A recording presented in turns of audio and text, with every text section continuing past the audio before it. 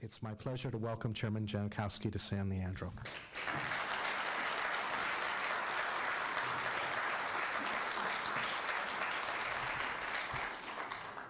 Well, thank you, Mayor Cassidy, and thank you to all of you who have spoken today. What a wonderful demonstration of what super high-speed internet can deliver for a community. It's a pleasure to be here. This is a model for the country, and I think what I'll try to do is provide a little bit of a national perspective and talk about how what's happening here fits into our national economy, our global competitiveness. It's of course great to be here in the Bay Area, the heart of what analysts and others call the information communications technology or ICT sector. I've taken to calling it the broadband economy because that moniker captures the central role that wired and wireless high-speed internet plays in growing our economy and expanding opportunity. It's an incredible time in the broadband economy. Now, in the 21st century economy, economic leadership equals innovation leadership. No one knows that better than the Bay Area here. And broadband, as you've heard some specific examples of, is our main national platform for innovation. In today's global economy, talent and capital can flow anywhere, and more talent and capital are going to wired and wireless-based, broadband-based products and services. So we're in a global bandwidth race. The U.S. needs a strategic bandwidth advantage.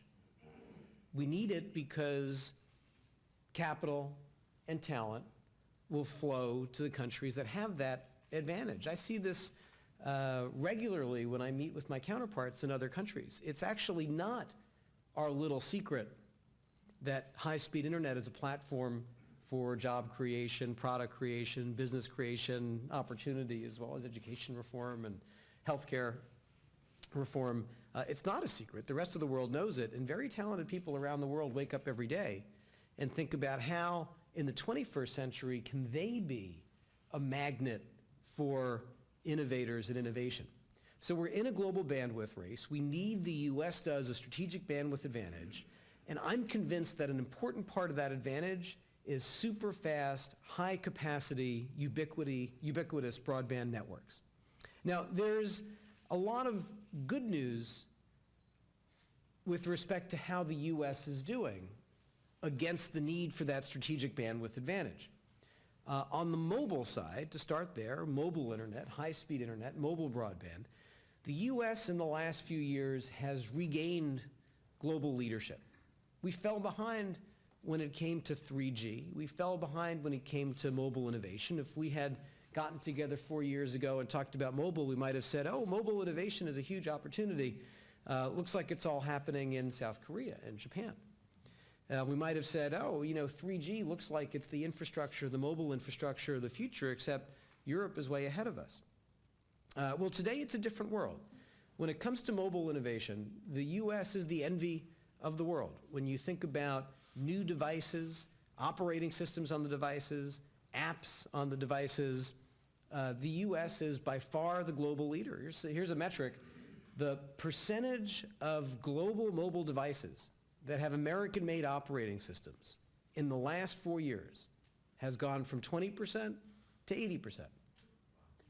And around the world, usage of apps is predominantly American apps, Facebook and Twitter and Google and a lot of other apps that you all know. Obviously, in many countries, there are important, successful indigenous applications, but this world that I'm describing, very different from the world 4 years ago. And now let's take mobile infrastructure, 4G LTE. 4G, of course, is the next generation of mobile standards. Some of you may already have LTE smartphones or tablets. LTE is 10 times faster than 3G. The U.S. is leading the world in 4G LTE deployment.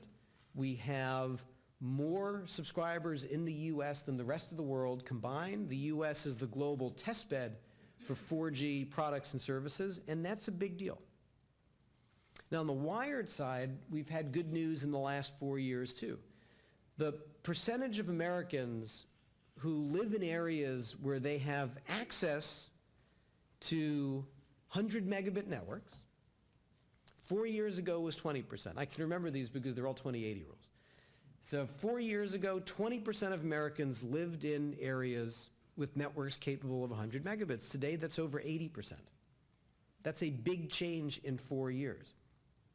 On the investment side, even in the very difficult economy of the last 4 years, we've seen massive investment in broadband infrastructure.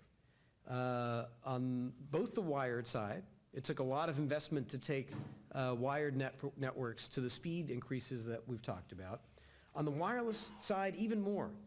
So from 2009 to 2012, investment in wireless networks is up more than 40%. That compares to no growth in Europe in annual capital investment over that period, and 4% in Asia over that period. China, about 17%. So we're actually growing in capital investment in wireless infrastructure here faster than China. It's good news. 2011 and 2012 were the two best years for internet venture investment since 2000. And on the fiber side, we've laid more fiber in the US in each of the last 2 years than Europe, by a significant amount, double-digit percentage. It's good news. But in this fast-paced, ever-changing world of internet and broadband, where we are in a global bandwidth race, where we do need to maintain a strategic bandwidth advantage, we can't rest on our laurels. We can't lift up our feet from the gas pedal. And we need to tackle the challenges that we know we have as we try to build a sustainable advantage in the global economy in the 21st century. One of the major things that we need is to become the world's hub for super high-speed internet. We need the US to have a critical mass of business and residential subscribers for super fast internet, for 1 gigabit internet. That's why I have been pushing this. That's why I announced the 1 gigabit city challenge that Mayor Cassidy talked about a little while ago, setting a goal of at least 1 gigabit community in every state in the country by 2015. 1 gigabit allows the kinds of innovations that you've seen described in the presentations before, big data related innovations, innovations that require high-speed video. But the thing about it is 1 gig or multi-gig networks will lead to innovations that we can't even imagine, any more than we could have predicted. Than we went from dial-up to broadband, we would have gotten what we've gotten. And that's the beauty of the American innovation economy. As Mayor Cassidy said, and I do believe this, the history of our innovation economy made, right in this part of the country, is that if we build fast networks, innovation will come. And that's what this challenge is about. It's a wonderful thing what San Leandro is doing here, and OSI Soft and Lit San Leandro. You join a small but important number of communities in the country that share your vision and that are making real progress. Chattanooga, Tennessee, built out a gigabit fiber network that helped Chattanooga attract businesses like Amazon and Volkswagen and created more than 3,700 new jobs in Chattanooga. In Kansas City, the Google Fiber Initiative is bringing gigabit service to residential consumers, and startup tech companies have been flocking to Kansas City. Kansas has a new nickname now. It's called Silicon Prairie. But it tells you that there are hungry innovators looking to be in the places where they can develop next generation products and services. We're seeing similar stories in communities as diverse as Cleveland and Lafayette, Louisiana. And we're seeing larger cities take a look at this more and more seriously too. Recently, the mayors of Chicago and New York and Seattle have all come forward with plans to launch gigabit testbeds in their cities. In North Carolina, an RFP was issued for multiple cities in the last few weeks. Nonprofits are developing to tackle this opportunity. The GigU initiative has already catalyzed over $200 million in private investment to build high-speed hubs in the communities of many leading research universities around the country. It's impressive to see the kinds of companies that are coming to San Leandro because of the network here, companies like OSIsoft and Power Factors, and I'm convinced that it's just the beginning and that the strategic rationale for Lit San Leandro is correct, and we'll see more business creation and job creation here in San Leandro. But we need more.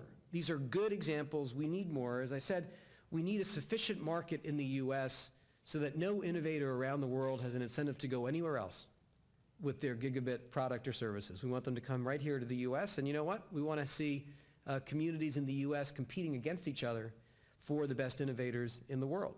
We want to see San Leandro be part of that competition. Let me address a couple of points that I think I'm preaching to the choir here, but there's some people who say that gigabit networks aren't really about anything substantial. They're just about bragging rights. We're a gigabit community, that's cool. But that's not right. I think it misreads the global context, the global bandwidth race that we're really in, the importance of a US strategic bandwidth advantage. And I thought the story that we heard a little while ago about OSIsoft and why it pushed for a gigabit network here is the perfect example. Here's a business that's been growing here over 30 years, growing authentically, growing organically, and just realizing that in order to continue to grow its business, it needed gigabit networks. What more do you need to hear? That's just one business of many taking advantage of the big data opportunities of the internet to grow and grow and grow. And I guess the second point I'd make on this sort of critique that I've heard from some against the gigabit idea is that it does misread the US history of innovation. We have never made a mistake when we pushed for faster network speeds, whether it was wired or wireless. Now, just to give you a sense of the kinds of things we're doing at the FCC to facilitate a gigabit future, we've launched and have taken major steps to implement the ideas of a broadband acceleration initiative. As the mayor here knows, as others here know, when you actually roll up your sleeves and figure out what can we do to roll out a gigabit fiber network, it's not that simple. You have to think about issues like pole attachments, digging up streets, tower siting if you're thinking about the mobile piece. And we've adopted a series of reforms over the last few years to lower the costs and speed the deployment of broadband infrastructure. I was walking around the streets before, and it's interesting, parts of San Leandro have all their wires underground, other parts have them on poles. I looked at some of the poles, and we've adopted rules at the FCC to help on both. So we adopted a set of rules to make it easier, faster, and less costly for internet service providers to string fiber on utility poles. We also developed an idea called Dig Once to help with fiber in the ground. It's a very simple idea. Anytime some municipality or state or the federal government is digging up a road, well, let's lay fiber at the same time, right? Because you all know that the biggest costs in actually rolling out a fiber infrastructure are the costs of digging up roads. The president, just a few months ago, signed an executive order with our idea, making Dig Once the policy of the federal government, and we're seeing more and more communities take steps to implement their ideas in their towns. Sharing information between different parts of city governments that for one reason or another will have to dig up infrastructure, and ISPs who can say, oh, that's great, we see your 6-month schedule, we're going to be there with fiber. One of the things that we announced recently, I announced this at the mayor's conference, as we see more communities tackling the obstacles to rolling out fiber, we're seeing, as you'd expect, the development of a lot of good ideas on how to do it most efficiently. Right now, there's no place a mayor from a different community can go, or a city council, and say, hey, we want to do this. We want to become a gigabit community. What are the best ideas that will allow us to start public-private partnerships, to help private companies in our areas, to what does the best RFP look like, what can we do on dig once type ideas. So we are working to launch an online clearinghouse of best practices around the country, a one-stop shop for forward-leading community leaders like we have here to say, all right, we're going to get the best ideas in the country and implement them. We've done a lot more too. We oversee at the FCC programs that spend about $10 billion a year to support private sector broadband infrastructure. Universal service remains a goal in the United States. In some areas, population density is too low to support the economics of broadband infrastructure, and so we support broadband build-out in rural America. We support broadband build-out by schools and libraries and healthcare facilities. Now we have our Gigabit City Challenge. So at the FCC, we're going to continue to work on this. We're going to continue to push this.